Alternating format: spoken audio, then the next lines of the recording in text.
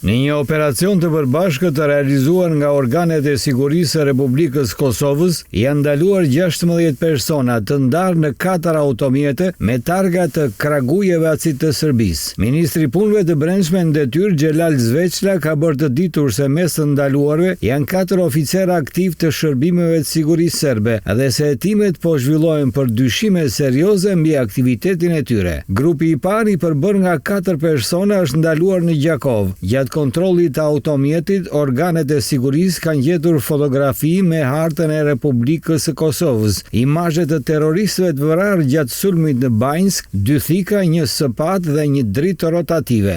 Grupi i dytë prej 12 personash është ndaluar në Prizren, teksa po qëndronin në seminarin ortodoks të Bugosllavisë. Edhe në këtë grup janë identifikuar 2 oficerë aktiv të shërbimeve të sigurisë së Serbisë. Zveçla ka bërë të ditur se hetimet paraprake kanë zbuluar lidhje familjare të njërit nga zyrtarët e ndaluar me grad toger policor me antarin e grupit terrorist të Banjskës, Nemanja Radojević, i njohur me novkën Gandhi. Ky i fundit është kushëria e afërt i Vladimir Radojević, alias Mami, i dyshuari kryesor për vrasjen e rreshterit policisë Kosovës afrim Bunjaku. Zyrtari tjetër i ndaluar, një kapiten i klasit të parë në inteligjencën ushtarake serbe, sipas Zveçlës rezulton të ketë lidhje me ish generalin e njohur serb Jovan Milanović, i përfshirë në rrjedhjen e të dhënave të NATO-s para bombardimeve të aleancës mbi saqet ushtarake serbe në vitin 1999. Fakti që u strehua në seminarin ortodoks të Bogoslavisë tregon një tentativë për të shfrytzuar institucionet fetare për kamuflim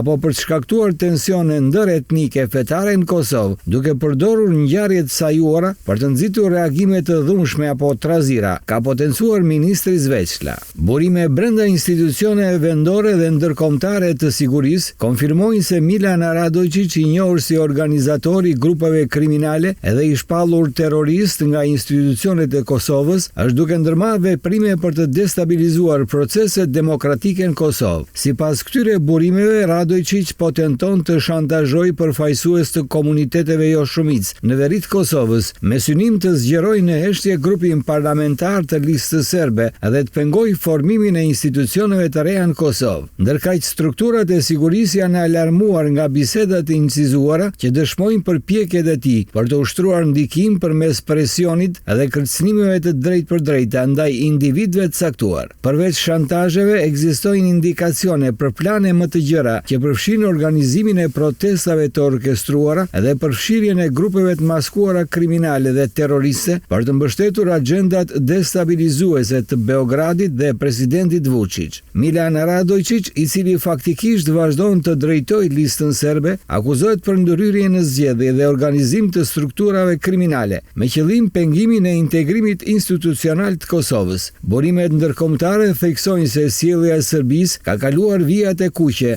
dhe se tolerimi më tejshëm i këtyre veprimeve është bërë i papranueshëm për partnerët ndërkombëtar të Kosovës.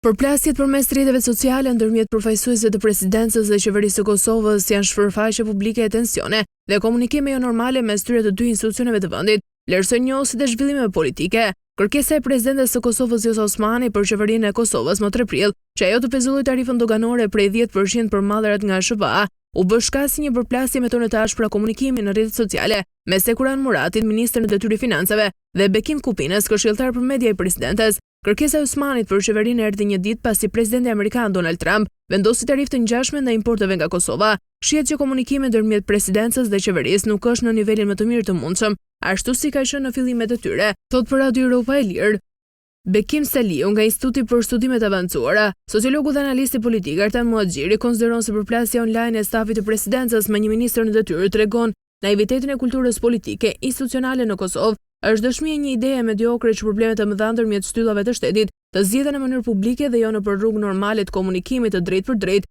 mes presidentes dhe kryeministrit, thon Muhaxhiri. Kërkesën e saj për qeverinë, presidenti Osmani e bëri më datën 3 prill në rrjetin social X. Kërkesën e saj u përgjigj pa humbur kohë ministri në detyrë Murati, duke thënë se presidentja e publikoi atë në rrjetet sociale vetëm 3 minuta pasi që kërkesa ishte dërguar në adresën zyrtare të qeverisë së Kosovës.